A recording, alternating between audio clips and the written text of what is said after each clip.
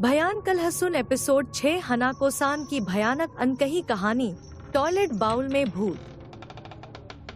School चांद की धुंधली रोशनी में खामोश और भव्य दिखाई दे रहा था। इसकी पुरानी संरचना वर्षों पहले की गवाही दे रही थी। कभी चहल पहल से भरे गलियारे अब खाली थे। ठंडी हवा में केवल भूली हुई हंसी और फुसफुसाए रहस्यों की गूंज थी। स्कूल ने अपना एक अलग जीवन विकसित कर लिया था। इसकी चरमराती हुई फर्श और कराहती दीवारें भयानक एकांत की भाषा बोल रही थी। एक शांत ग्रामीण शहर में बसा यह स्कूल एक बीते युग का अवशेष था। इसकी दीवारें इतिहास में डूबी हुई थी और स्थानीय किंवदंतियों के अनुसार बेचैन आत्माओं से भरी हुई थी। इन आत्माओं में सबसे कुख्यात हनाको-सान थी, एक भूतिया आकृति जिसने छात्रों की पीढ़ियों की कल्पना और भय को पकड़ लिया था। चौकीदार के रूप में श्री ताकाशी स्कूल में अपने अंतिम दौर को पूरा कर रहे थे। गलियारे अंधेरे और शांत थे, जो एक बार देखी गई हलचल वाली गतिविधि के विपरीत थे। जैसे ही वह बाहर निकलने के लिए आगे बढ़ा, उसे एहसास हुआ कि उसने अपनी चाबियां तीसरी मंजिल पर छोड़ दी हैं। एक आह भरते हुए वह पीछे मुड़ा और सीढ़ियों की ओर बढ़ गया। हर कदम के साथ हवा ठंडी होती जा रही थी। एक जानी पहचानी ठंड उस पर छा रही थी। वह तीसरी मंजिल पर पहुंचा और बाथरूम की ओर चल पड़ा, जो कई अकल्पनीय घटनाओं का दृश्य था। जब वह बाथरूम में दाखिल हुआ तो उसे एक अजीब सी मजबूरी महसूस हुई। बिना सोचे समझे उसने खुद को तीसरे स्टॉल के दरवाजे पर दस्तक देते हुए पाया।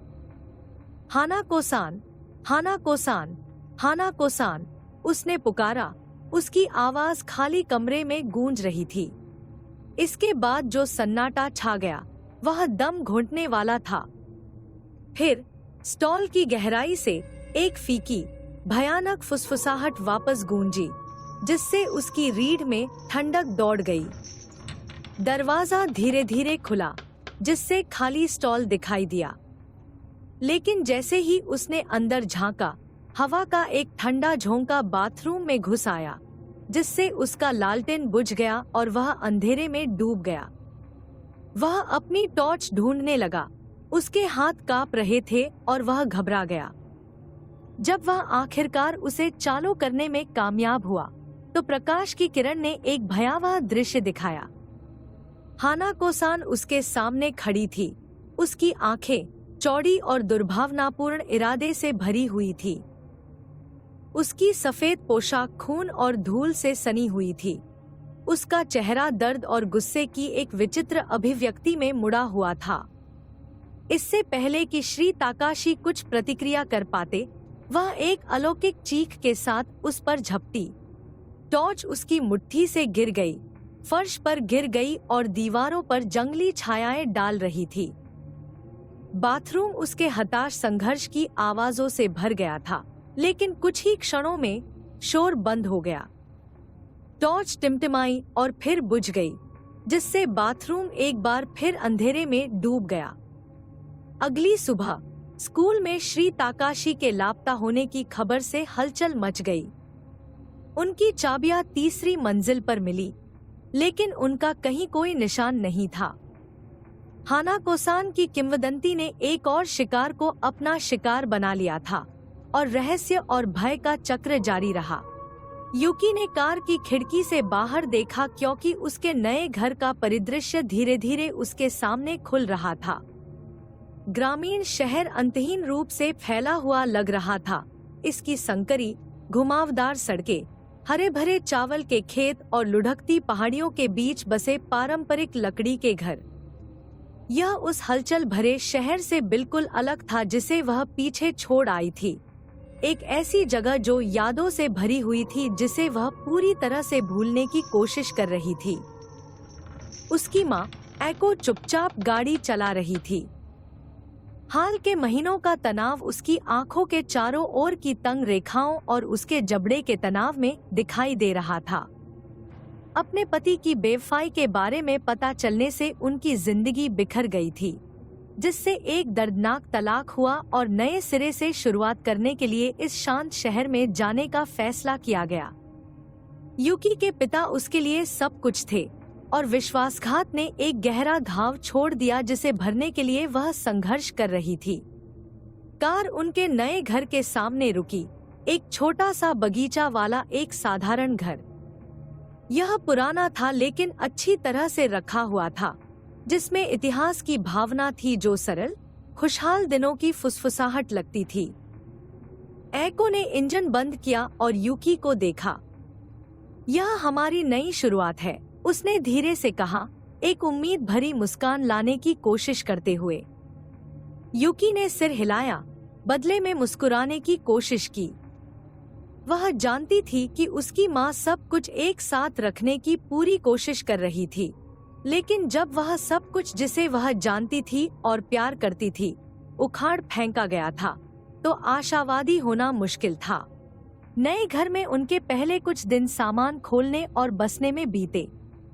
यूकी को ग्रामीण इलाकों की शांत सुंदरता, ताजी हवा और शहर की शांति में कुछ सुकून मिला, लेकिन एक नए स्कूल में शुरू होने के विचार ने उसे चिंता से भर दिया। वह हमेशा शर्मीली रही थी, अपने साथियों की अक्सर कठोर और अप्रत्याशित दुनिया की तुलना में किताबों और अपने विचारों की संगति को प्राथमिकता देती थी। नए स्कूल में अपने पहले दिन की सुबह यूकी ने अपनी नई वर्दी पहनी, एक साधारण नेवी ब्लू स्कर्ट और सफेद ब्लाउज।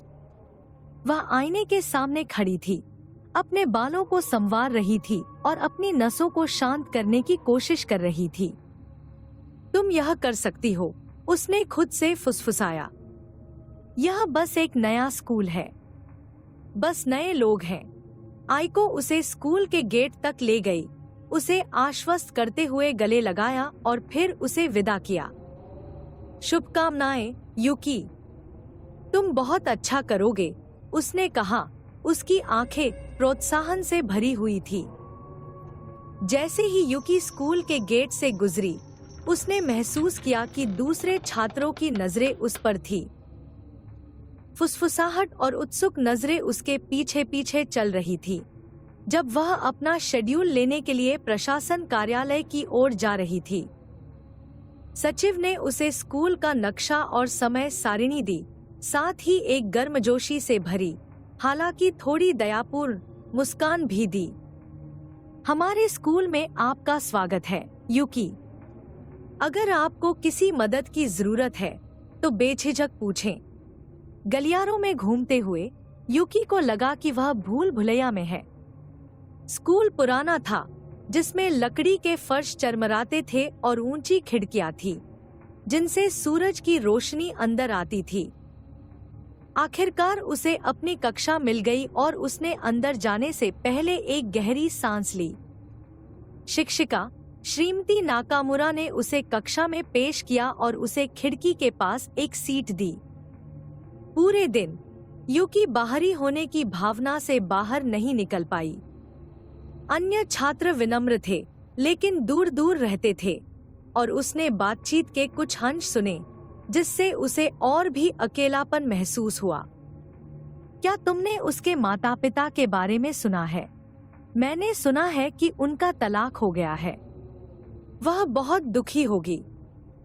दोपहर के भोजन के समय यूकी ने स्कूल के प्रांगण में एक पेड़ के नीचे अपना बेंटो खाने के लिए एक शांत जगह ढूंढी। उसने चारों ओर दोस्तों के समूहों को हंसते बोलते देखा, अकेलेपन की पीड़ा महसूस की।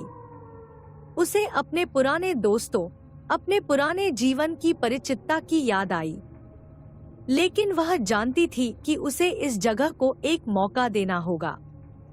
जैसे जैसे दिन बीतते गए, यूकी ने एक दिनचर्या में ढलना शुरू कर दिया। उसे पुस्तकालय में सुकून मिला, जहां वह अपनी खाली अवधि किताबों में खोई रहती थी। लाइब्रेरियन श्रीमती फुजिवारा नामक एक बुजुर्ग महिला उसे पसंद करती थी और अक्सर उसे पढ़ने के लिए किताबें सुझाती थी। तुम मुझे अपनी उम्र में खुद की याद दिलाती हो, वह एक दयालु मुस्कान के साथ कहती थी।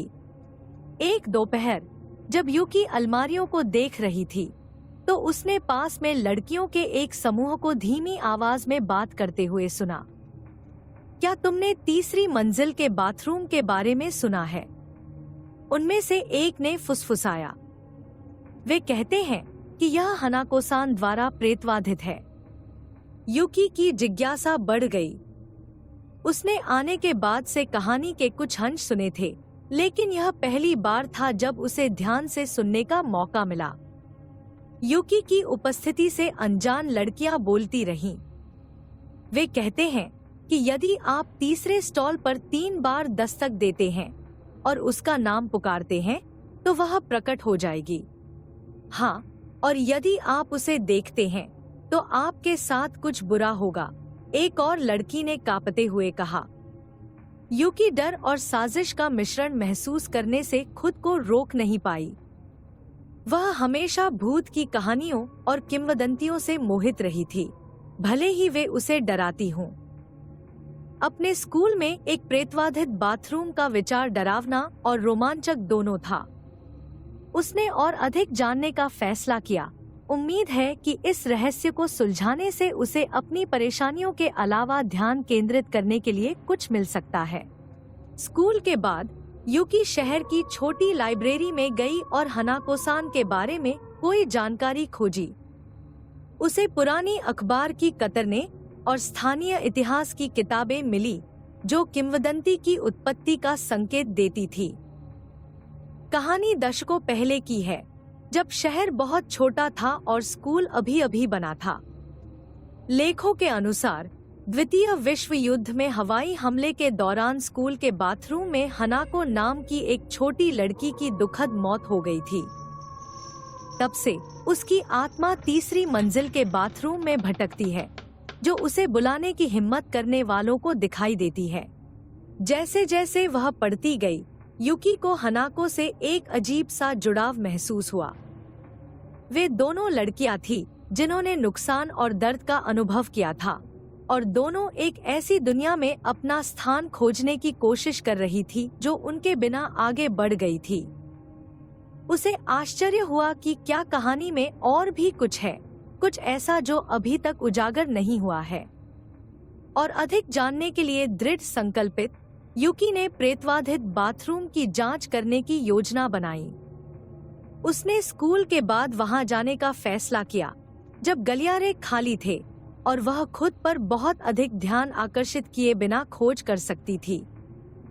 वह भूतों में विश्वास नहीं करती थी, लेकिन वह उस रहस्य के आकर्षण को अनदेखा नहीं कर सकती थी जो उसे छाया से बुला रहा था।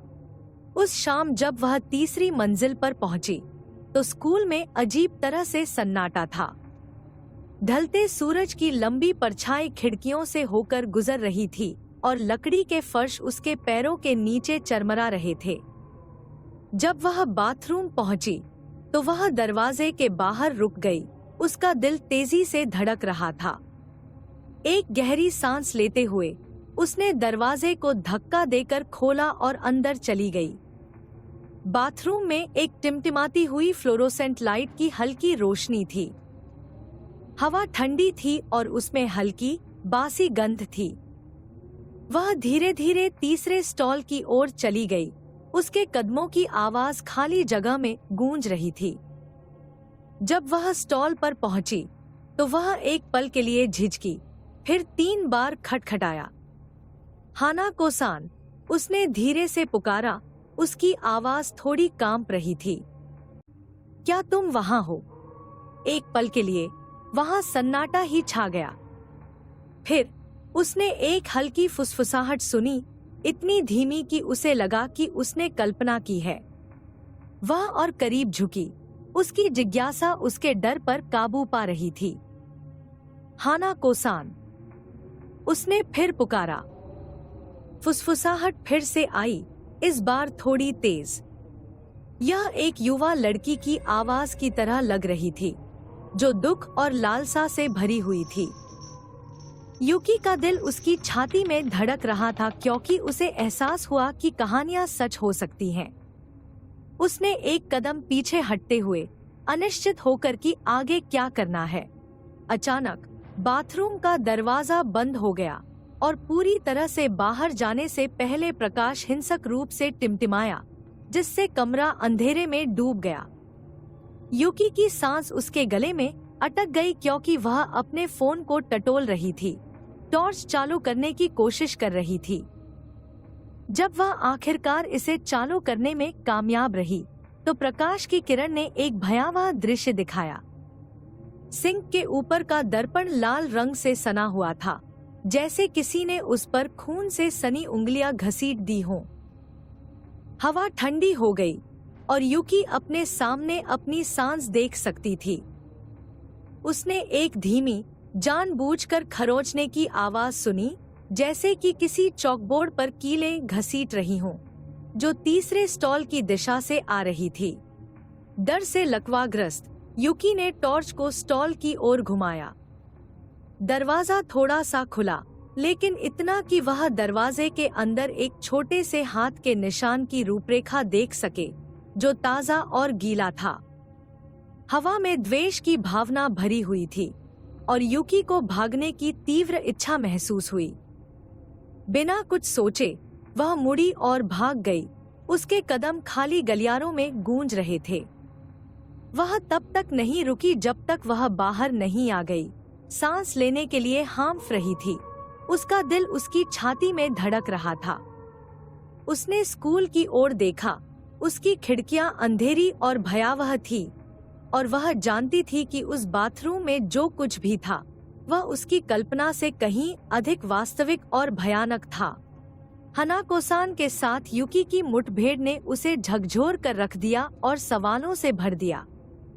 वह किंवदंती के पीछे की सच्चाई को उजागर करने के लिए दृढ़ थी, लेकिन वह यह भी जानती थी कि ऐसा करने के लिए साहस और दृढ़ संकल्प की आवश्यकता होगी, जिसके बारे में उसे यकीन नहीं था कि उसके पास है। वह जिस शांत ग्रामीण शहर में चली गई थी, वह रहस्य छिपा रहा था और यूकी को एहसास हुआ कि वह अब एक ऐसी कहानी का हिस्सा थी जो अभी खत्म नहीं हुई थी। यूकी अपने दिमाग से उस भयानक मुठभेड़ को नहीं निकाल पाई। खून से सने हाथ के निशान की छवि और नाखूनों के घिसने की आवाज उसके विचारों को परेशान कर रही थी। उसे जवाब चाहिए था। हनाको-सान के बारे में और अधिक जानने के लिए दृढ़ संकल्पित होकर वह अगले दिन शहर की छोटी लाइब्रेरी में लौटी।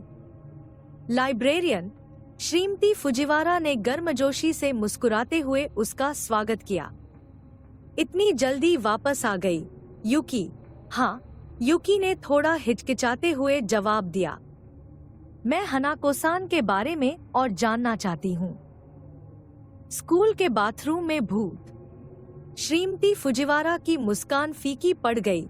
उसकी जगह एक गंभीर भाव आ गया। हनाको-सान, तुम कहती हो यह एक पुरानी और दुखद कहानी है। वह यूकी को लाइब्रेरी के एक कोने में ले गई जहां शहर के ऐतिहासिक रिकॉर्ड रखे गए थे। यहाँ तुम्हें वह मिल सकता है जिसकी तुम्हें तलाश है। यूकी ने पुराने अखबारों, पत्रिकाओं और स्थानीय इतिहास की किताबों को खंगालने में घंटों बिताए। टुकड़े टुकड़े करके वह हनाको-सान की दिल दहला देने वाली कहानी को उजागर करने लगी। वर्ष 1945 था और दुनिया युद्ध में थी।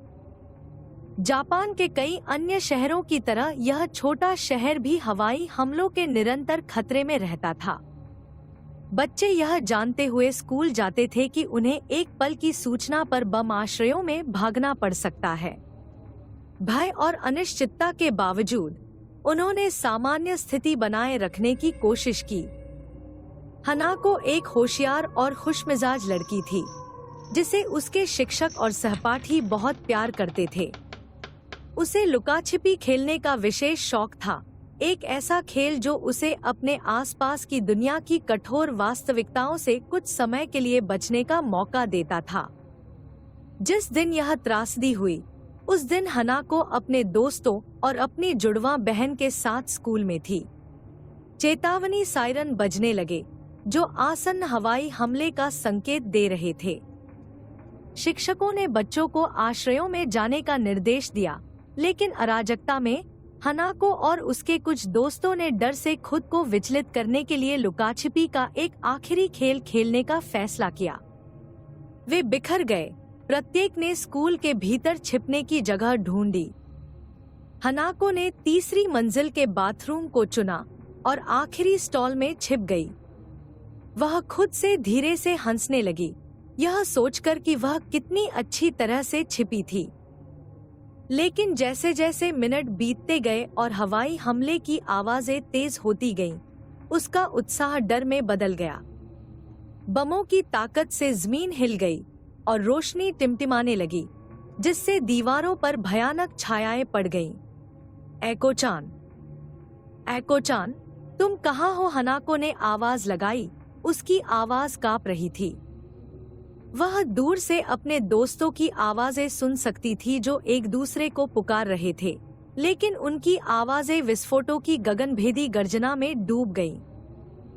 उसने अपने घुटनों को अपनी छाती से सटा लिया, चुप रहने की कोशिश कर रही थी, लेकिन उसका डर बहुत ज्यादा था। हनाको के स्टॉल में छिपे रहने के कारण मिनट घंटों जैसे लग रहे थे। उसने अपनी बहन को फिर से पुकारा, उसकी आवाज और भी हताश हो रही थी। एकोचान, मेरी मदद करो। लेकिन कोई जवाब नहीं आया। बाथरूम का दरवाजा जोर से चरमराहट के साथ खुला और हनाको का दिल उसके गले में उछल पड़ा। उसे उम्मीद थी कि वह अपनी बहन या किसी दोस्त को देखेगी, लेकिन जो आकृति दिखाई दी वह अंधेरे में लिपटी हुई थी, जो बाहर विस्फोटों से आने वाली रोशनी की छिटपुट चमक से ही रोशन थी। घबराहट में हनाको ने अपने छिपने की जगह छोड़ने की कोशिश की, लेकिन अचानक हुए धमाके ने इमारत को हिला दिया, जिससे छत से मलबा गिरने लगा। गिरते मलबे से स्टॉल का दरवाजा बंद हो गया तो वह चीख पड़ी। हंसी और अकेली हनाको मदद के लिए चिल्लाई, लेकिन उसकी गुहारें अराजकता में खो गईं। हवाई हमला अनंत काल तक चलता रहा। जब यह आखिरकार खत्म हुआ तो स्कूल खंडहर में तब्दील हो चुका था। बचाव दल ने मलबे में खोजबीन की, जीवित बचे लोगों और शवों को निकाला। कई दिनों बाद ही उन्हें हनाको मिली। उसका छोटा सा शरीर बाथरूम के स्टॉल के मलबे के नीचे दबा हुआ था। शहर में इतने सारे लोगों की मौत पर शोक मनाया गया, लेकिन हनाको की मौत सबसे ज्यादा चर्चित रही। उसकी आत्मा के बारे में कहानियां फैलने लगीं कि कैसे वह अक्सर तीसरी मंजिल के बाथरूम में दिखाई देती थी, हमेशा किसी के इंतजार में कि कोई उसे ढूंढे और उसे उसके छिपने की जगह से आजाद करे। सालों के दौरान कहानी विकसित हुई और हनाको-सान एक किंवदंती बन गई। कुछ लोगों ने कहा कि वह एक मिलनसार आत्मा थी जिसने खोए हुए बच्चों को उनका रास्ता खोजने में मदद की। दूसरों ने दावा किया कि वह एक प्रतिशोधी भूत थी जो भुला दिए जाने और त्याग दिए जाने से नाराज थी। हालांकि सच्चाई अतीत में दबी रही, जिसे केवल वे ही जानते थे जो असली हनाको और उस दुखद दिन को याद करते थे जिसने उसकी जान ले ली। जब युकी ने उस दुर्भाग्यपूर्ण दिन के बारे में पढ़ा तो उसे हनाको के लिए गहरी उदासी महसूस हुई। युवा लड़की ने अपने अंतिम क्षणों में जो डर और अलगाव महसूस किया होगा, वह युकी की अकेलेपन और त्याग की भावनाओं से मेल खाता था। उसने किताब बंद कर दी और चुपचाप बैठ गई। हनाको की कहानी का भार उसके दिल पर भारी था। अब बाथरूम में युकी की मुठभेड़ ज्यादा समझ में आने लगी, लेकिन इसने और सवाल भी खड़े कर दिए। हनाको की आत्मा इतने लंबे समय तक क्यों रुकी थी?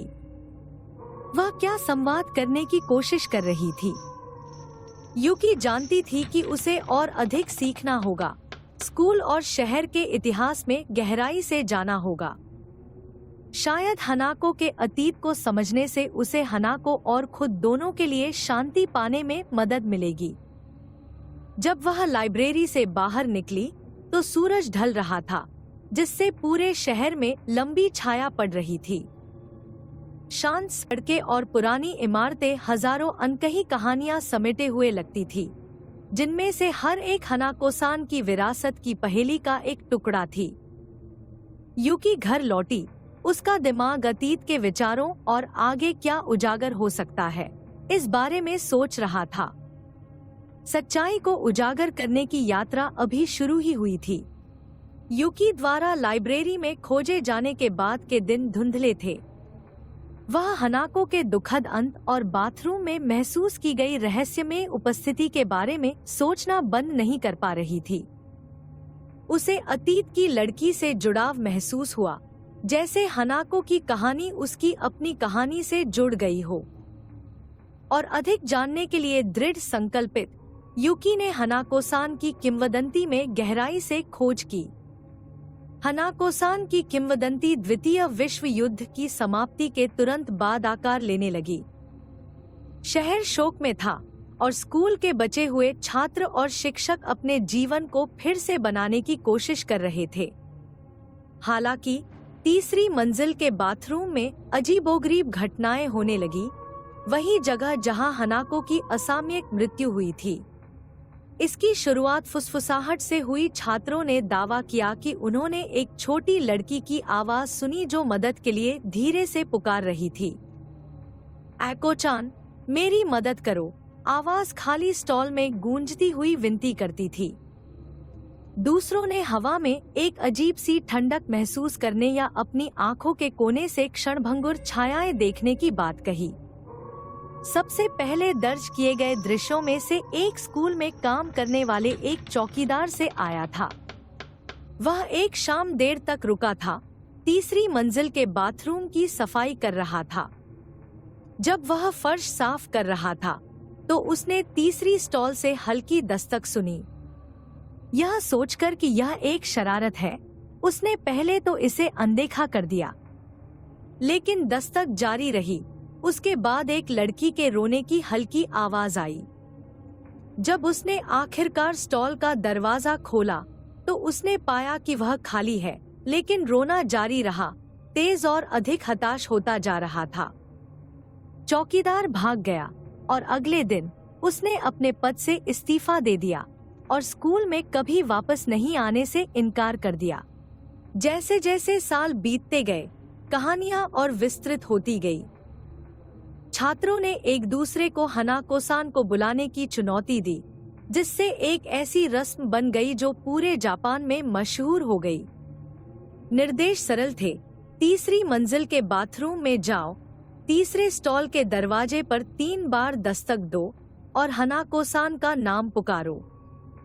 अगर वह प्रकट होती, तो कहा जाता था कि वह या तो किसी सवाल का जवाब देती, किसी समस्या में मदद करती, या कहानी के गहरे संस्करणों में बुलाने वाले को शौचालय में खींचकर उसके साथ परलोक में ले जाती। शिक्षकों ने किंवदंती के प्रसार को रोकने की कोशिश की, इसे महज अंधविश्वास बताकर खारिज कर दिया। हालांकि जितना अधिक उन्होंने इसका खंडन किया, छात्रों की जिज्ञासा उतनी ही बढ़ती गई। हनाको-सान एक संस्कार बन गई, रोमांच चाहने वालों के लिए बहादुरी की परीक्षा। उन छात्रों के बारे में कहानियां प्रसारित हुईं, जिन्होंने उसे सफलतापूर्वक बुलाया था और कहानी सुनाने के लिए जीवित रहे। साथ ही उन लोगों के बारे में भी जो कथित तौर पर बिना किसी निशान के गायब हो गए। एक बेहद खौफनाक घटना यूमी नाम की एक लड़की की है, जो 1970 के दशक की शुरुआत में इस स्कूल में पढ़ती थी।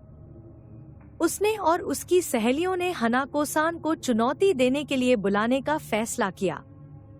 उन्होंने निर्देशों का पालन किया।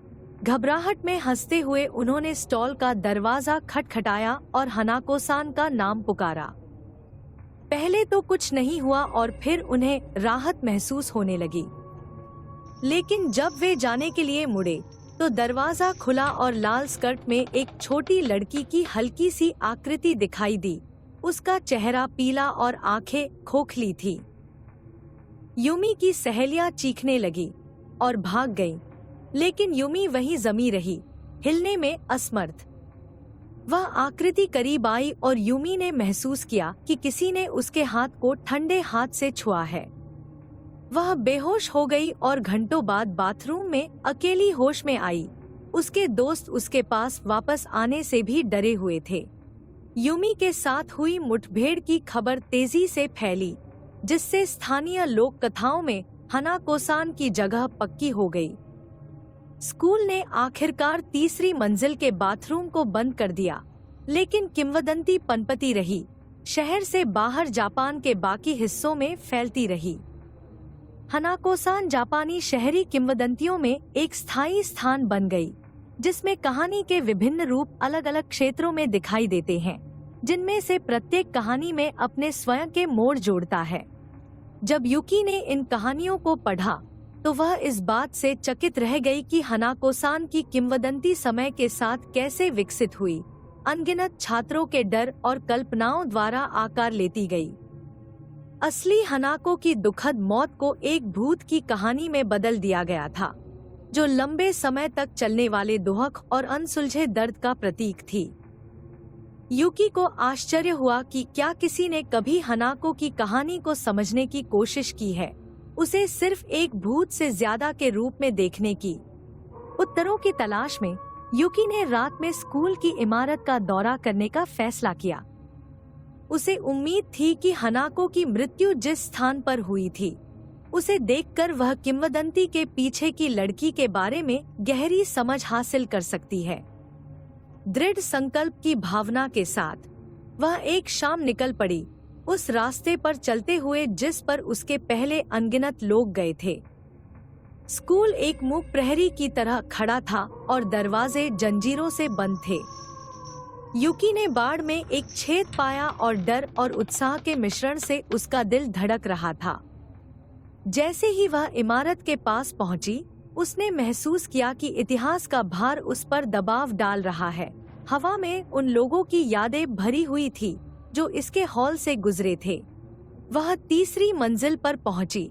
लकड़ी की सीढ़ियां उसके वजन के नीचे भयावह रूप से चरमरा रही थी।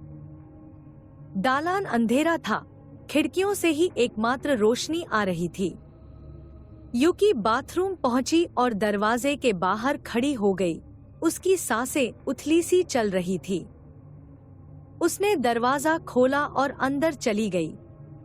बाथरूम वैसा ही था जैसा उसने कल्पना की थी, मंद रोशनी और भयानक सन्नाटा। वह धीरे धीरे तीसरे स्टॉल की ओर चली गई। उसके कदमों की आवाज खाली जगह में गूंज रही थी। वह एक पल के लिए झिझकी, फिर स्टॉल के दरवाजे पर 3 बार दस्तक दी। हनाको-सान, उसने धीरे से पुकारा, क्या तुम वहां हो? उसके बाद जो सन्नाटा था वह लगभग बहरा कर देने वाला था। युकी का दिल तेजी से धड़क रहा था। वह इंतजार कर रही थी। उसकी आंखें स्टॉल के दरवाजे पर टिकी हुई थी। मिनट बीत गए, लेकिन कुछ नहीं हुआ। उसे निराशा और राहत की लहर महसूस हुई। शायद यह सब सिर्फ एक कहानी थी। आखिरकार, जैसे ही वह जाने के लिए मुड़ी, उसने एक हल्की फुसफुसाहट सुनी, इतनी धीमी कि उसे लगा कि उसने कल्पना की है। वह ध्यान से सुनती हुई जम गई। फुसफुसाहट फिर से आई, इस बार थोड़ी तेज। मेरी मदद करो, यह दुख और लालसा से भरी आवाज थी। युकी को अपनी रीढ़ की हड्डी में ठंडक महसूस हुई, क्योंकि उसे एहसास हुआ कि हनाको-सान की किंवदंती सिर्फ एक कहानी नहीं थी। सच्चाई को उजागर करने की युकी की यात्रा अभी शुरू ही हुई थी। हनाको-सान की किंवदंती उसके जीवन का हिस्सा बन गई थी और वह भूत के पीछे की लड़की को समझने के लिए दृढ़ थी। जैसे ही वह स्कूल से बाहर निकली, सूरज उसके पीछे डूब रहा था। उसे पता था कि उसका रास्ता आसान नहीं होगा, लेकिन वह यह भी जानती थी कि अब वह पीछे नहीं हट सकती। सच्चाई सामने थी, खोजे जाने का इंतजार कर रही थी, और युकी आगे जो भी हो उसका सामना करने के लिए तैयार थी। हनाको-सान के दुखद अतीत की युकी की जांच ने उसे जवाबों से ज्यादा सवाल दिए थे। वह स्कूल में सुनी गई भूतिया फुसफुसाहट के बारे में सोचना बंद नहीं कर पा रही थी, और अधिक जानने के लिए दृढ़ संकल्पित होकर उसने शहर के कुछ बुजुर्ग निवासियों से बात करने का फैसला किया। उम्मीद है कि उनके पास व्यक्तिगत कहानियां या अंतर्दृष्टि हो सकती है जो हनाको की मौजूदगी पर प्रकाश डाल सकती है।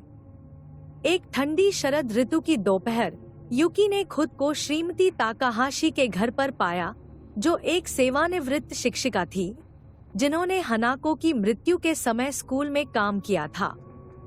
श्रीमती ताकाहाशी के पास शहर के इतिहास के बारे में कहानियों का खजाना था और युकी को उम्मीद थी कि वह कुछ जवाब दे पाएगी। श्रीमती ताकाहाशी, मुझसे मिलने के लिए सहमत होने के लिए धन्यवाद, युकी ने घबराहट में अपनी नोटबुक पकड़ते हुए कहा। बुजुर्ग महिला ने दयालुता से मुस्कुराया और युकी को बैठने का इशारा किया। बेशक, प्रिय। आज तुम यहाँ क्यों आए हो? युकी ने बताया। मैं स्कूल के भूत हनाको-सान के बारे में शोध कर रहा हूँ। मैंने उसकी दुखद मौत के बारे में पढ़ा है, लेकिन मुझे उम्मीद थी कि तुम मुझे उसके बाद क्या हुआ और क्यों उसकी आत्मा अभी भी भटक रही है, इसके बारे में और बता सकोगे। श्रीमती ताकाहाशी की अभिव्यक्ति उदास हो गई। आह, हनाको-सान। उसकी कहानी वाकई दुखद है। कई लोगों ने पिछले कुछ सालों में उससे मिलने का दावा किया है, जिनमें मैं भी शामिल हूँ। युकी की आंखें चौड़ी हो गईं। तुम उससे मिले? क्या हुआ? यह बहुत समय पहले की बात है। युद्ध समाप्त होने के कुछ समय बाद श्रीमती ताकाहाशी ने शुरू किया। स्कूल अभी भी अव्यवस्थित था और हम सभी टुकड़ों को फिर से जोड़ने की कोशिश कर रहे थे। एक शाम मैं पेपर ग्रेड करने के लिए देर तक रुका। स्कूल शांत था, लगभग डरावना। जब मैं तीसरी मंजिल के बाथरूम से गुजर रहा था तो मैंने एक छोटी लड़की के रोने जैसी आवाज सुनी। युकी हर शब्द पर ध्यान देते हुए झुक गया। तुमने क्या किया? बेशक, मैं चिंतित थी, श्रीमती ताकाहाशी ने आगे कहा। मुझे लगा कि शायद कोई छात्र पीछे रह गया है और परेशान है। मैंने बाथरूम का दरवाजा खोला और आवाज लगाई, लेकिन कोई जवाब नहीं मिला। रोने की आवाज तेज होती गई और मैं आवाज का पीछा करते हुए तीसरे स्टॉल तक गई। जब मैंने दरवाजा खोला तो वहां कोई नहीं था, लेकिन रोने की आवाज जारी रही, दीवारों से गूंज रही थी। इससे मेरी रीढ़ में सिहरन पैदा हो गई। श्रीमती ताकाहाशी रुक गईं। उनकी आंखें दूर हो गईं क्योंकि उन्हें याद आ रही थी। मैं जितनी जल्दी हो सका बाथरूम से बाहर निकल गई, लेकिन वह अनुभव मेरे साथ रहा। मैंने कुछ अन्य शिक्षकों से बात की और उन्होंने स्वीकार किया कि उन्होंने भी ऐसी ही आवाजें सुनी थी। तब हमें एहसास हुआ कि हनाको-सान की आत्मा को शांति नहीं मिली है।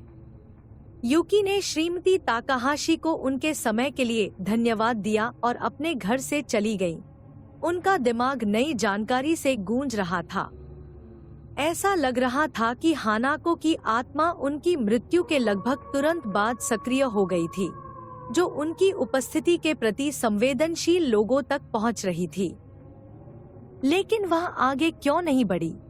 युकी ने इस सवाल पर विचार करते हुए स्थानीय मंदिर में जाने का फैसला किया। शायद वहां के पुजारी को इस बारे में कुछ जानकारी हो कि हनाको जैसी आत्माओं की मदद कैसे की जा सकती है। मंदिर एक शांत जगह थी, जो प्राचीन पेड़ों से घिरा हुआ था और धूप पत्ती की खुशबू से भरा हुआ था। युकी पुजारी के पास गया, जो शांत और सौम्य स्वभाव के एक बुजुर्ग व्यक्ति थे। माफ कीजिए, सर, युकी ने सम्मानपूर्वक झुकते हुए कहा। मुझे उम्मीद थी कि आप मेरी कुछ मदद कर सकते हैं। पुजारी मुस्कुराया और सिर हिलाया। बेशक, मेरे बच्चे, तुम्हें क्या परेशानी है? मैं हनाको-सान नाम की एक छोटी लड़की की आत्मा पर शोध कर रहा हूँ, युकी ने समझाया। वह कई साल पहले स्कूल में हवाई हमले के दौरान मर गई थी और कहा जाता है कि उसकी आत्मा वहां के बाथरूम में भटकती है। मैंने कई कहानियां पढ़ी और सुनी हैं, लेकिन मैं जानना चाहता हूं कि वह आगे क्यों नहीं बढ़ी और मैं उसकी मदद करने के लिए क्या कर सकता हूं। पुजारी की अभिव्यक्ति विचारशील हो गई। हनाको-सान जैसी आत्माएं अक्सर अनसुलझे भावनाओं या अधूरे कामों के कारण भटकती रहती हैं। ऐसा लगता है जैसे उसने अपने अंतिम क्षणों में बहुत डर और अकेलेपन का अनुभव किया हो। ऐसी शक्तिशाली भावनाएं किसी आत्मा को इस दुनिया से बांध सकती हैं, जिससे उसे शांति नहीं मिल पाती। क्या उसकी मदद के लिए कुछ किया जा सकता है? युकी ने पूछा। ऐसी रस्में और प्रार्थनाएं हैं जो बेचैन आत्मा को परलोक में ले जाने में मदद करने के लिए की जा सकती हैं, पुजारी ने समझाया। हालांकि इसके लिए अक्सर यह समझने की जरूरत होती है कि आत्मा क्यों भटक रही है। हनाको-सान के मामले में हो सकता है कि वह किसी ऐसे व्यक्ति का इंतजार कर रही हो जो उसके दर्द को स्वीकार करे और उसे वह आराम दे जो उसे जीवन में नहीं मिला। युकी ने पुजारी को धन्यवाद दिया और उद्देश्य की नई भावना महसूस करते हुए मंदिर से चली गई। उसने महसूस किया कि हनाको की मदद करने के लिए उसे सीधे आत्मा का सामना करना होगा और उसे वह करुणा और समझ प्रदान करनी होगी जो उसे उसके अंतिम क्षणों में नहीं मिली थी। उस शाम युकी अपने नए ज्ञान और हनाको-सान को शांति पाने में मदद करने के संकल्प के साथ स्कूल लौटी। वह तीसरी मंजिल के बाथरूम में चली गई। उसका दिल उसकी छाती में धड़क रहा था। सूरज ढल चुका था और स्कूल अंधेरे में डूबा हुआ था। केवल युकी की टॉर्च से रोशनी आ रही थी। वह बाथरूम के दरवाजे के बाहर खड़ी हो गई, एक गहरी सांस ली और अंदर चली गई। कमरा पहले की तरह ही भयानक था। हवा में उदासी की भावना भरी हुई थी। युकी तीसरे स्टॉल के पास गया और हनाको-सान का नाम पुकारते हुए 3 बार खटखटाया। हनाको-सान, क्या तुम वहाँ हो? युकी की आवाज कांप रही थी, लेकिन उसने खुद को शांत रहने के लिए मजबूर किया। मुझे पता है कि तुम्हारे साथ क्या हुआ था। मुझे पता है कि तुम डरी हुई और अकेली थी। मैं तुम्हारी मदद करने के लिए यहाँ हूँ। एक पल के लिए वहाँ केवल सन्नाटा था। फिर धीरे धीरे कमरे का तापमान गिर गया और युकी को अपनी रीढ़ की हड्डी में ठंडक महसूस हुई। बाथरूम में एक हल्की फुसफुसाहट गूंजी। मेरी मदद करो। युकी की आंखें भर आईं और वह बोल पड़ी। हनाको-सान, अब तुम्हें अकेले रहने की जरूरत नहीं है। मैं तुम्हारे साथ हूँ। मैं तुम्हारा दर्द समझती हूँ और जो कुछ तुम्हारे साथ हुआ उसके लिए मुझे खेद है। अचानक बाथरूम का माहौल नाटकीय रूप से बदल गया। शीशे टूट गए, टुकड़े बाथरूम में उड़ रहे थे। स्टॉल के दरवाजे जोर से खुलने और बंद होने लगे, एक बहरा कर देने वाली आवाज के साथ। युकी के चारों ओर एक ठंडी, गुस्से वाली हवा घूम रही थी, जिससे वह अपने पैरों से गिर गई।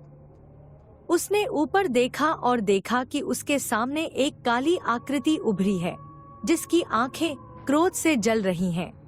युकी का दिल डर से धड़कने लगा, क्योंकि वह आकृति उसकी ओर बढ़ रही थी।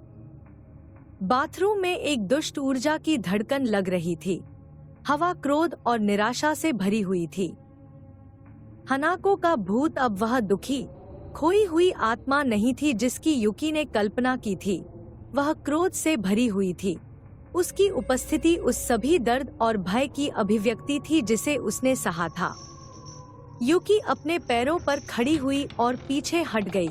उसका दिमाग तेजी से चल रहा था। वह मदद करने आई थी, लेकिन यह स्पष्ट था कि हानाको उसकी उपस्थिति को स्वीकार करने के लिए तैयार नहीं थी। भूत का क्रोध बहुत ज्यादा था और युकी को अपने डर का एहसास हो रहा था, जो उसे खा जाने की धमकी दे रहा था। बाथरूम का दरवाजा उसके पीछे बंद हो गया, जिससे युकी अंदर फंस गई। लाइटें टिमटिमाने लगी और फिर पूरी तरह से बुझ गईं, जिससे कमरा अंधेरे में डूब गया। युकी की टॉर्च टिमटिमाने लगी और बुझ गई, जिससे वह घने अंधेरे में रह गई। केवल उसकी अपनी उखड़ी हुई सांसों की आवाज और स्टॉल के दरवाजों के हिंसक शोर की आवाज सुनाई दे रही थी। भागने के लिए बेताब युकी ने दरवाजे के हैंडल को पकड़ा, लेकिन वह हिला नहीं। वह वापस स्टॉल की ओर मुड़ी। उसकी आंखें धीरे धीरे अंधेरे में ढल रही थी। हानाको की भूतिया आकृति उसके सामने मंडरा रही थी। उसकी आंखें ठंडी, भयानक रोशनी से चमक रही थी। हानाको-सान, युकी ने फुसफुसाते हुए कहा। उसकी आवाज कांप रही थी। मुझे माफ करें। मेरा इरादा आपको परेशान करने का नहीं था। मैं बस मदद करना चाहती थी। लेकिन हानाको का चेहरा गुस्से से मुड़ गया और उसने एक खून जमा देने वाली चीख निकाली। चीख की ताकत बाथरूम की दीवारों को हिलाती हुई लग रही थी और युकी को लगा कि उसके ऊपर बर्फीले आतंक की लहर दौड़ गई है। वह फर्श पर गिर गई, अपने कानों को ढकते हुए भयानक आवाज को रोकने की कोशिश कर रही थी। जैसे ही युकी ने सोचा कि वह अब और सहन नहीं कर सकती, चीखना बंद हो गया। बाथरूम में सन्नाटा छा गया। दमनकारी माहौल थोड़ा कम हुआ। युकी ने धीरे से अपने कान खोले और ऊपर देखा। उसका दिल धड़क रहा था। हानाको की भूतिया आकृति गायब हो गई थी। पीछे केवल टूटे हुए दर्पण और उसके क्रोध की गूंज रह गई थी। युकी फर्श पर लेटी हुई थी, हिल गई और थक गई। वह जानती थी कि हानाको की आत्मा शांत नहीं थी और उसकी मदद करने की कोशिशों ने केवल भूत के गुस्से को भड़काया था। लेकिन वह यह भी जानती थी कि वह हार नहीं मान सकती। हानाको का दर्द मदद के लिए पुकार था और युकी उस तक पहुंचने का रास्ता खोजने के लिए दृढ़ थी। उस रात जब वह स्कूल से बाहर निकली, ठंडी हवा उसकी त्वचा को काट रही थी। युकी को एक नए उद्देश्य की अनुभूति हुई। वह वापस लौटेगी, बेहतर तरीके से तैयार होगी और हानाको-सान को वह शांति पाने में मदद करने का कोई तरीका खोजेगी जिसकी उसे सख्त जरूरत थी। यात्रा अभी खत्म नहीं हुई थी, लेकिन युकी आगे आने वाली चुनौतियों का सामना करने के लिए तैयार थी। युकी ने दोपहर का अधिकांश समय लाइब्रेरी में हानाको-सान की दुखद कहानी को एक साथ जोड़ते हुए बिताया था। उसने बहुत कुछ सीखा था, फिर भी उसे लगा कि जितना अधिक वह खोज रही थी, रहस्य उतना ही गहरा होता जा रहा था। हानाको की मदद करने का उसका दृढ़ संकल्प और भी गहरा होता जा रहा था, लेकिन इसके साथ ही भय की भावना भी बढ़ती जा रही थी। कुछ और भी गहरा था, कुछ और भी अधिक दुष्टतापूर्ण जो उसने शुरू में महसूस किया था। उस शाम जब सूरज क्षितिज के नीचे डूब गया और छाया लंबी हो गई, युकी ने स्कूल में एक और यात्रा करने की तैयारी की। उसने अपनी माँ के लिए रसोई की मेज पर एक संदेश छोड़ा, जिसमें बताया कि वह कहाँ जा रही है और क्यों। माँ, मैं हानाको-सान की तलाश में स्कूल गई हूँ। मुझे विश्वास है कि मैं उसे शांति पाने में मदद कर सकती हूँ। मेरी चिंता मत करो, मैं जल्दी ही वापस आ जाऊंगा। प्यार, युकी। युकी को उम्मीद थी कि यह नोट उसकी माँ को आश्वस्त करेगा, लेकिन अंदर ही अंदर उसे एक बेचैनी महसूस हो रही थी। उसकी माँ पहले ही बहुत कुछ झेल चुकी थी, तलाक के बाद की स्थितियों से जूझ रही थी और इस शांत ग्रामीण शहर में जा रही थी। युकी नहीं चाहती थी कि उसे और ज्यादा चिंता हो। जैसे ही युकी स्कूल के पास पहुंची, हवा ठंडी हो गई और इमारत अंधेरे आसमान के सामने भयावह रूप से दिखाई देने लगी। उसने एक गहरी सांस ली और अंदर कदम रखा। पुराने दरवाजों की चरमराहट खाली गलियारों में गूंज रही थी। वह तीसरी मंजिल के बाथरूम में चली गई। उसका दिल उसकी छाती में धड़क रहा था। तीसरे स्टॉल के सामने खड़े होकर युकी ने धीरे से पुकारा, हानाको-सान, यह मैं हूँ। युकी, मैं तुम्हारी मदद करने आया हूँ। एक पल के लिए वहाँ सिर्फ सन्नाटा था। फिर कमरे में ठंडक फैल गई और युकी को एक बेचैन करने वाली उपस्थिति का एहसास हुआ। स्टॉल का दरवाजा चरमरा कर खुला, जिससे अंदर का अंधेरा दिखाई देने लगा। युकी झिझकी, उसे एक प्रकार की आशंका हुई, लेकिन वह जानती थी कि अब वह पीछे नहीं मुड़ सकती। वह स्टॉल में घुसी और अचानक तापमान गिर गया। हवा घनी हो गई और यूकी को लगा कि कोई शक्तिशाली बल उसे शौचालय की ओर खींच रहा है। उसने विरोध करने की कोशिश की, लेकिन बल बहुत ज्यादा था। अचानक भयानक तेजी के साथ वह शौचालय के कटोरे में समा गई और अंधेरे में डूब गई। यूकी की माँ एको घर लौटी तो घर में अजीब तरह से सन्नाटा था। उसने रसोई की मेज पर नोट देखा और उसका दिल बैठ गया। यूकी का संदेश पढ़ते ही उसे घबराहट होने लगी। उसने तुरंत अपना कोट पकड़ा और दरवाजे से बाहर भागी। उसका मन अपनी बेटी की सुरक्षा के डर से घबरा रहा था। यूकी ठंडे घूमते पानी के भंवर में लुढ़क गई। उसकी इंद्रियां गहरे खींचे जाने की अनुभूति से अभिभूत हो गईं। उसे सांस लेने में कठिनाई हो रही थी। उसके फेफड़े जल रहे थे क्योंकि वह धारा के विरुद्ध संघर्ष कर रही थी। जब उसे लगा कि वह और सहन नहीं कर सकती, तो उसे एक अंधेरी नम जगह में फेंक दिया गया। वह ठंडे गीले फर्श पर जोर से गिरी और सांस लेने के लिए हांफने लगी। जैसे ही उसने चारों ओर देखा, उसे एहसास हुआ कि वह एक मंद रोशनी वाले भूमिगत कक्ष में थी। दीवारें नमी से चिकनी थी और हवा में फफूंद और सड़न की गंध थी। अपने आसपास के माहौल को देखते हुए उसे डर लगा। उसे एहसास हुआ कि वह फंस गई है। हाना-को-सान, यूकी ने पुकारा। उसकी आवाज दीवारों से गूंज रही थी। मैं तुम्हारी मदद करने के लिए यहाँ हूँ। कृपया अपने आप को दिखाओ। एकमात्र प्रतिक्रिया एक ठंडी खामोशी थी। यूकी का दिल उसकी छाती में धड़क रहा था। जैसे ही वह अपने पैरों पर खड़ी हुई, उसकी आंखें किसी भी हलचल के संकेत के लिए अंधेरे को देख रही थी।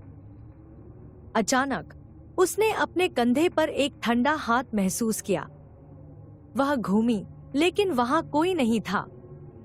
घबराहट होने लगी। यूकी सावधानी से कक्ष से गुजरी। उसके कदम दमनकारी सन्नाटे में गूंज रहे थे। उसने महसूस किया कि अदृश्य आंखों का भार उसे देख रहा है। हवा में एक दुष्ट उपस्थिति है।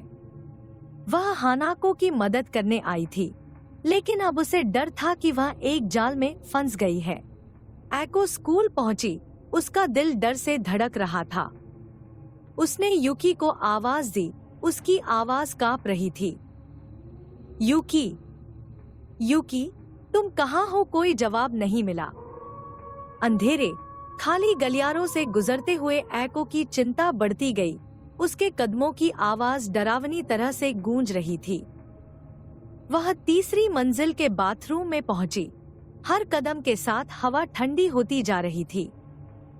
दरवाजा थोड़ा खुला था और एको ने उसे धक्का देकर खोला, अपनी बेटी को पुकारते हुए। यूकी, क्या तुम यहाँ हो? उसने पुकारा।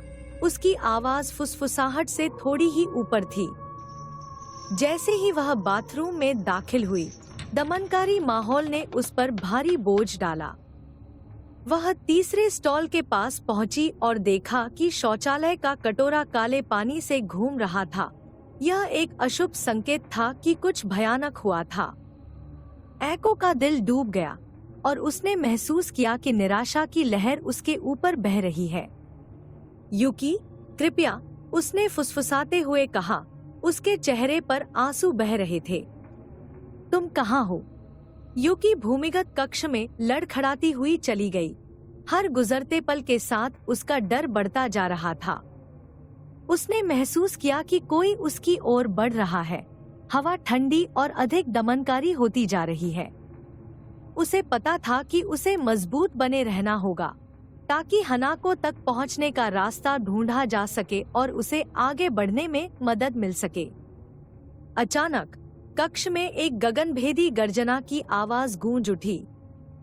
दीवारें हिल गईं और यूकी जमीन पर गिर गया। उसने ऊपर देखा तो अंधेरे से एक छायादार आकृति उभरी, जिसकी आंखें एक दुष्ट प्रकाश से चमक रही थी। हानाको-सान, युकी ने फुसफुसाते हुए कहा। उसकी आवाज कांप रही थी। कृपया मुझे आपकी मदद करने दे। लेकिन उस आकृति ने पहचान या करुणा का कोई संकेत नहीं दिखाया। इसके बजाय वह एक भयानक क्रोध के साथ युकी की ओर बढ़ी। हवा एक अंधेरी ऊर्जा से चटक रही थी। युकी का दिल उसकी छाती में धड़क रहा था क्योंकि उसे हानाको के क्रोध और दर्द की वास्तविक सीमा का एहसास हुआ। फंसी हुई और अकेली, युकी जानती थी कि उसे बचने और अपने चारों ओर मौजूद दुष्ट उपस्थिति से बचने का कोई रास्ता खोजना होगा। उसने अपनी आंखें बंद कर ली, अपने प्रियजनों की यादों पर ध्यान केंद्रित किया, अपनी माँ के विचार और हानाको की मदद करने के लिए किए गए वादे से शक्ति प्राप्त की। हानाको-सान, उसने पुकारा। उसकी आवाज दृढ़ संकल्प से भरी हुई थी। मैं तुम्हें नहीं छोड़ूंगी। मैं तुम्हारी मदद करने का कोई रास्ता ढूंढूंगी, चाहे कुछ भी हो। वह छायादार आकृति रुक गई। उसका रूप एक पल के लिए टिमटिमाया। युकी ने उसकी आंखों में पहचान की एक झलक देखी, एक छोटी सी झलक उस लड़की की जो कभी हानाको थी। लेकिन दुष्ट उपस्थिति जल्दी से वापस आ गई। अंधेरा एक बार फिर से घिर गया। युकी का दिमाग दौड़ रहा था क्योंकि वह क्रोध को तोड़ने और भीतर की आत्मा तक पहुंचने का रास्ता खोज रही थी। वह जानती थी कि हानाको के दर्द के असली स्रोत को समझने और उसका सामना करने से ही वह उसे शांति दिला सकती थी। ऐको ने अपनी हताश खोज जारी रखी। उसका दिल अपनी बेटी के लिए चिंता से तड़प रहा था। वह जानती थी कि वह हार नहीं मान सकती। उसे युकी को ढूंढना था और उसे सुरक्षित वापस लाना था। जैसे जैसे वह अंधेरे, शांत स्कूल से गुजर रही थी, उसे एक माँ के प्यार और दृढ़ संकल्प से प्रेरित बढ़ती हुई तात्कालिकता का एहसास हो रहा था। युकी, मैं आ रही हूँ, उसने फुसफुसाते हुए कहा। उसकी आवाज दृढ़ संकल्प से भरी हुई थी। रुको, बस थोड़ी देर और। भूमिगत कक्ष की गहराई में युकी ने नए दृढ़ संकल्प के साथ दुष्ट उपस्थिति का सामना किया। वह जानती थी कि उसकी यात्रा अभी खत्म नहीं हुई है, लेकिन वह आगे आने वाली किसी भी चुनौती का सामना करने के लिए तैयार थी। साहस और करुणा के साथ वह हानाको-सान की मदद करने और उसकी पीड़ित आत्मा को शांति दिलाने का कोई रास्ता खोज लेगी। अंधेरा भले ही भारी रहा हो, लेकिन युकी की आत्मा अखंड रही। वह तब तक आराम नहीं करेगी जब तक हानाको-सान का दर्द समझ में नहीं आता और ठीक नहीं हो जाता, चाहे इसके लिए कोई भी कीमत चुकानी पड़े। भूमिगत कक्ष का दमनकारी अंधेरा युकी को हर तरफ से दबाता हुआ लग रहा था। गहराई से उभरी हुई छायादार आकृति का सामना करते हुए उसका दिल जोर से धड़क रहा था। वह जानती थी कि वह किसी ऐसी चीज की दहलीज पर खड़ी है जिसकी उसने उम्मीद नहीं की थी। हवा में एक दुष्ट ऊर्जा की चिंगारी थी जिसने उसकी त्वचा को सिहरन पैदा कर दी, और वह अपना संयम बनाए रखने के लिए संघर्ष कर रही थी। इस बीच बाथरूम में ऐको एक आवाज फुसफुसाई जो भयानक सन्नाटे के ऊपर मुश्किल से सुनाई दे रही थी। युकी, क्या तुम यहाँ हो? ऐको ने पुकारा। उसकी आवाज कांप रही थी। छाया से एक आकृति उभरी और ऐको की आंखें सदमे में चौड़ी हो गईं। उसके सामने एक छोटी लड़की खड़ी थी। उसका चेहरा क्रोध और दुहक से विकृत था। लड़की की आंखों में एक दुष्ट प्रकाश चमक रहा था और ऐको का दिल धड़क रहा था क्योंकि उसे पहचान का एहसास हुआ। हानाको, ऐको ने फुसफुसाया। उसकी आवाज मुश्किल से सुनाई दे रही थी। हानाको-सान की भूतिया आकृति ने ऐको को घूर कर देखा। उसकी अभिव्यक्ति क्रोध और पीड़ा का मिश्रण थी। ऐको, उसने फुसफुसाया। उसकी आवाज कमरे में गूंज रही थी। तुमने मुझे छोड़ दिया। तुमने मुझे तब छोड़ दिया जब मुझे तुम्हारी सबसे ज्यादा जरूरत थी। ऐको की आंखों में आंसू भर आए जब उसने एक कदम आगे बढ़ाया अपनी छोटी बहन को देखकर उसका दिल टूट गया। हानाको, मुझे बहुत खेद है। मुझे नहीं पता था। मुझे नहीं पता था कि तुम हवाई हमले के दौरान बाथरूम में छिपी हुई थी। मैंने तुम्हें खोजने की कोशिश की, लेकिन सब कुछ इतनी जल्दी हो गया। हानाको की आंखें गुस्से से चमक उठीं और कमरा उसके गुस्से से कांप उठा। तुम्हें मेरी रक्षा करनी थी। तुमने वादा किया था कि तुम हमेशा मेरे लिए वहां रहोगी, लेकिन तुमने मुझे मरने के लिए छोड़ दिया। एको अपने घुटनों पर गिर पड़ी, रोने लगी। मैंने तुम्हें निराश किया, हानाको। मुझे पता है कि मैंने किया, लेकिन कृपया अपना गुस्सा युकी पर मत निकालो। वह इस सब में निर्दोष है। अगर तुम्हें बदला लेना है तो मुझ पर निकालो।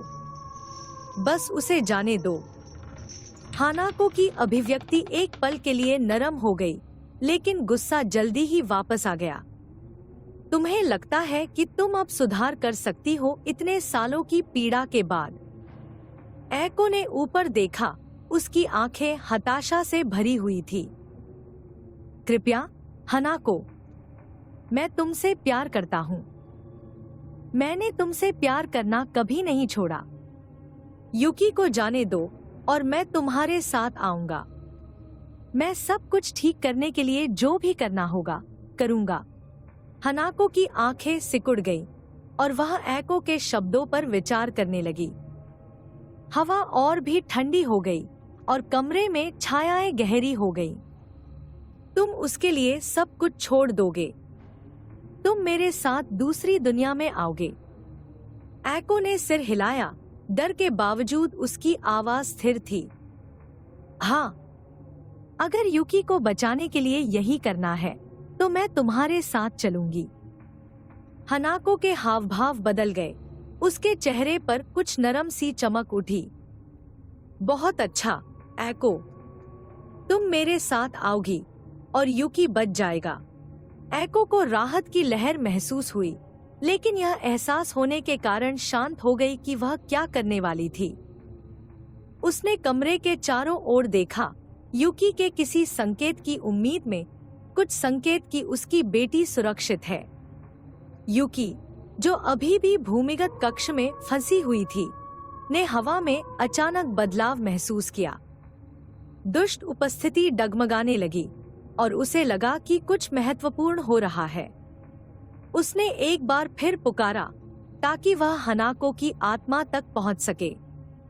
हानाको-सान, कृपया मेरी बात सुनो। मैं तुम्हारी मदद करने के लिए यहाँ हूँ। कक्ष में सन्नाटा था, लेकिन युकी को तनाव थोड़ा कम होता हुआ महसूस हो रहा था। उसने एक गहरी सांस ली और आगे कहा, अब तुम्हें अकेले रहने की जरूरत नहीं है। तुम्हारा दर्द तुम्हें परिभाषित नहीं करता। मुझे आगे बढ़ने में तुम्हारी मदद करने दो। कक्ष में छायाएं पीछे हटने लगी और दमनकारी माहौल हल्का हो गया। युकी को उम्मीद की एक किरण महसूस हुई, लेकिन उसे पता था कि अभी भी बहुत कुछ किया जाना बाकी है। बाथरूम में वापस आकर हानाको ने एको की ओर हाथ बढ़ाया।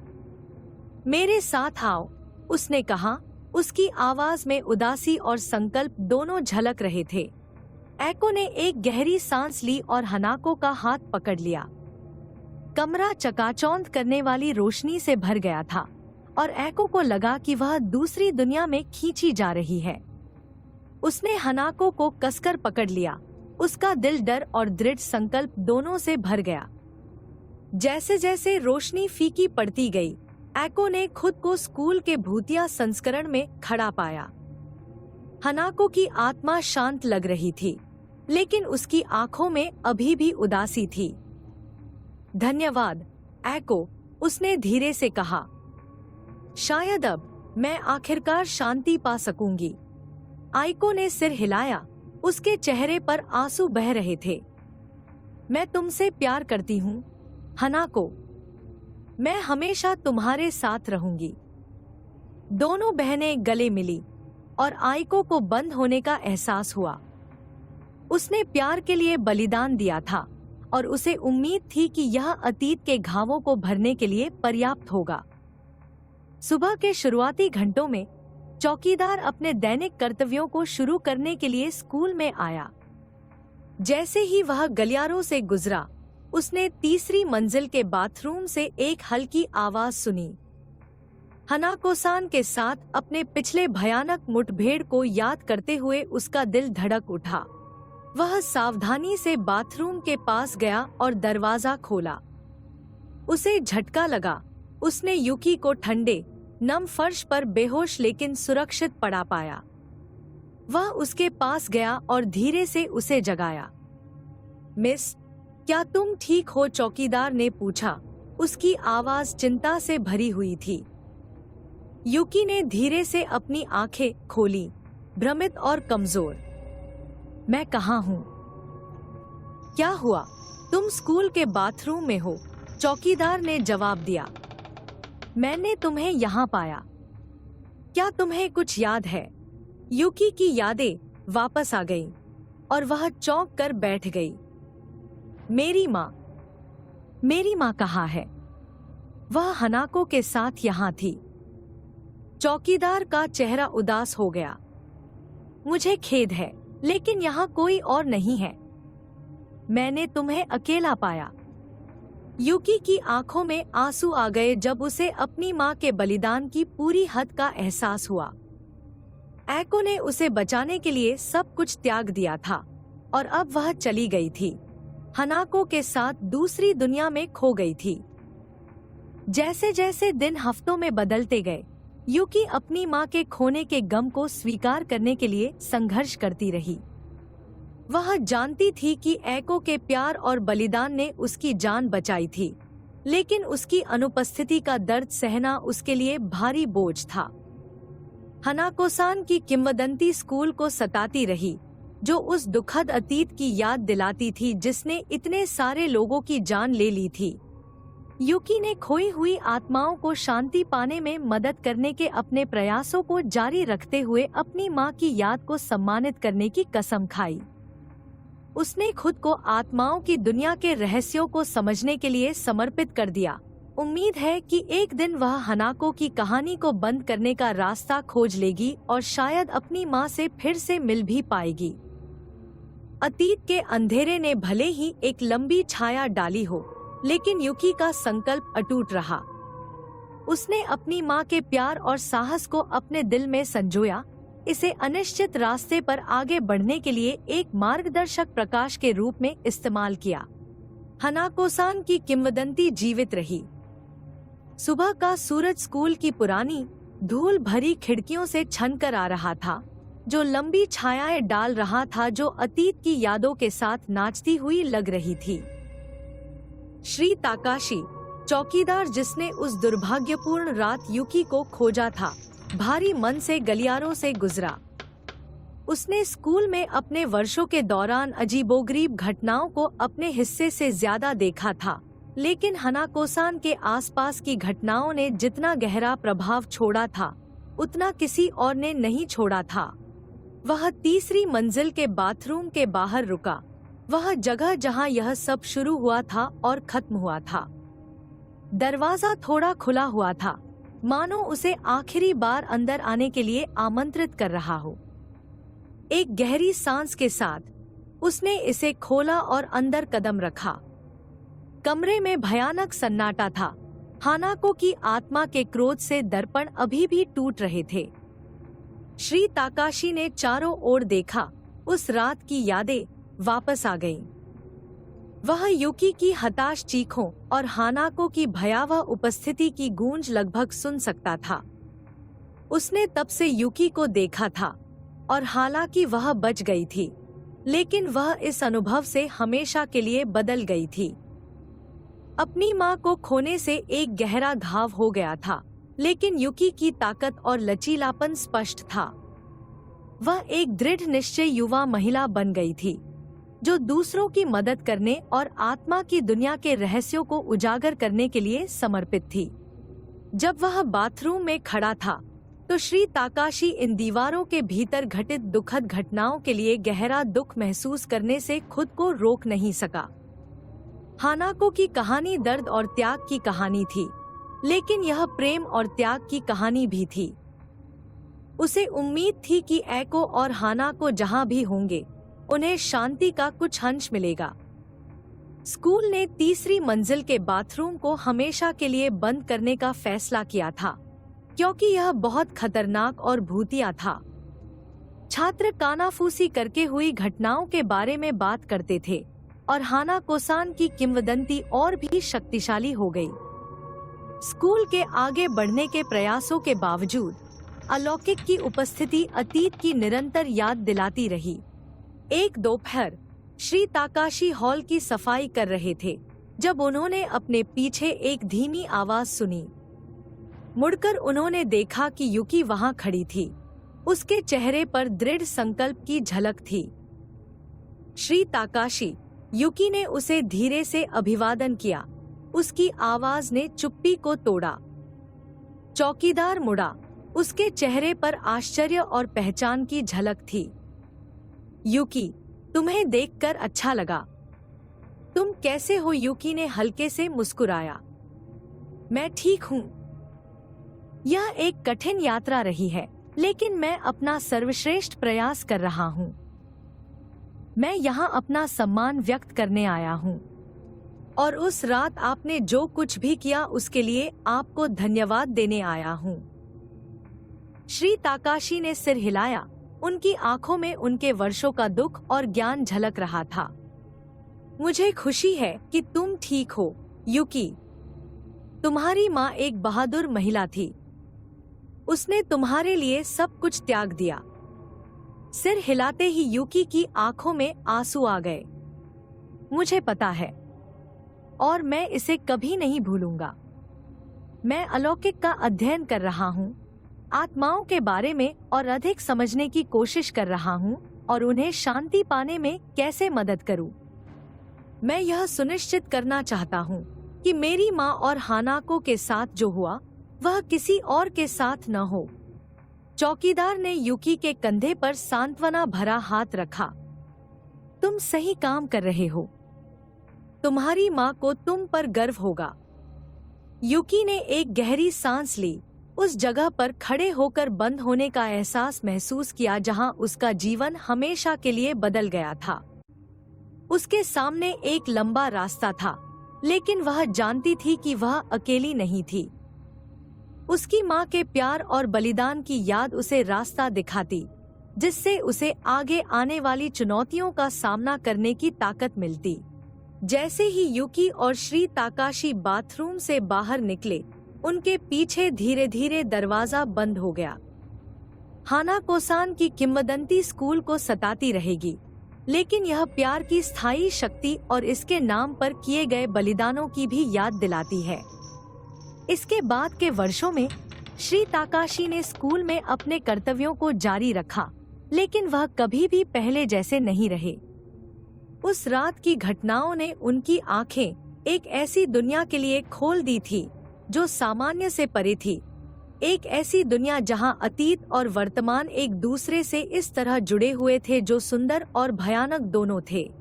वह अलौकिक के प्रति अधिक अभ्यस्त हो गया, अक्सर खुद को स्कूल के भीतर आत्माओं की उपस्थिति का एहसास करते हुए पाता।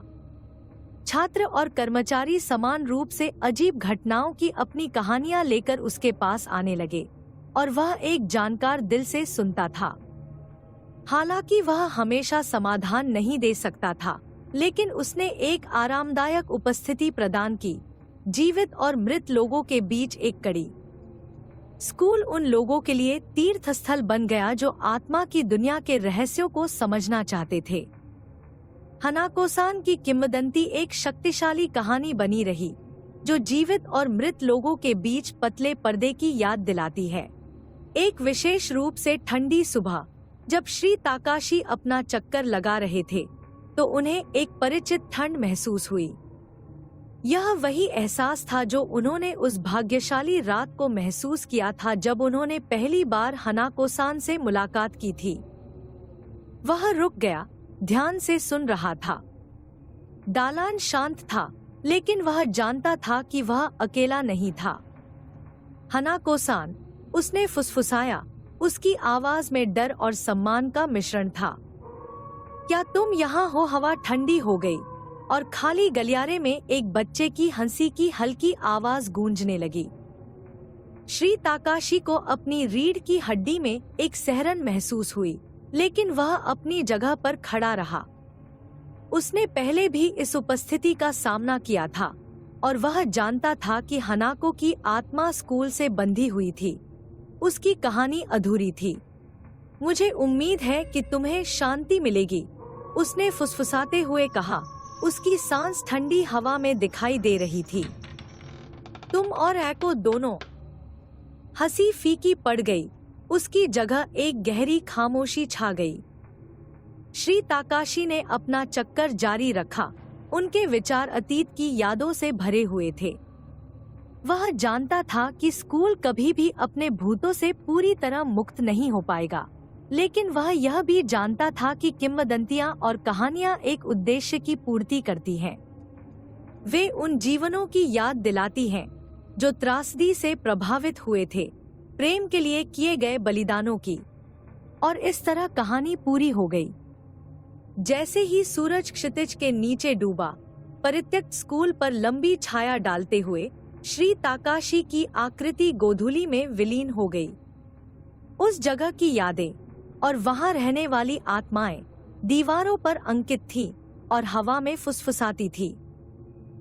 उन घटनाओं को हुए कई साल बीत चुके थे जिन्होंने उसे हानाको-सान की किंवदंती में खींचा था, और जब वह घर लौट रहा था तो वह उन यादों के भार को महसूस करने से खुद को रोक नहीं पाया।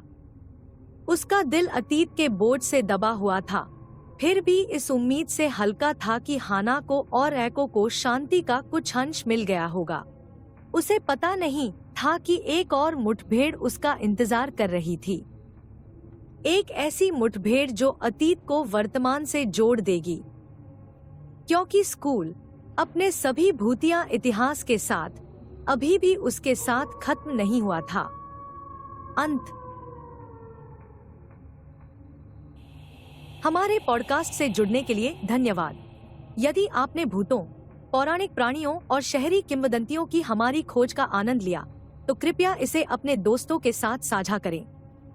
अधिक रोमांचक एपिसोड के लिए सदस्यता लेना न भूलें। अगली बार तक मेरे प्रिय श्रोताओं,